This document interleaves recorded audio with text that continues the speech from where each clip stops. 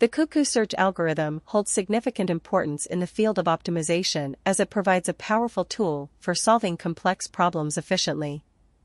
Its applications extend to diverse areas, including engineering, finance, logistics, and data analysis. The algorithm's ability to find optimal solutions in a wide range of domains makes it invaluable for decision-making processes and improving overall system performance. Historical aspects. The Cuckoo Search Algorithm was first proposed by Xianxi Yang and Swash Deb in 2009, inspired by the behavior of cuckoo birds.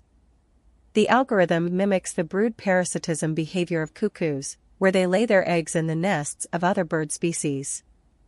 This concept is applied to optimization problems, where the algorithm aims to find the optimal solution by iteratively searching and replacing less optimal solutions with better ones.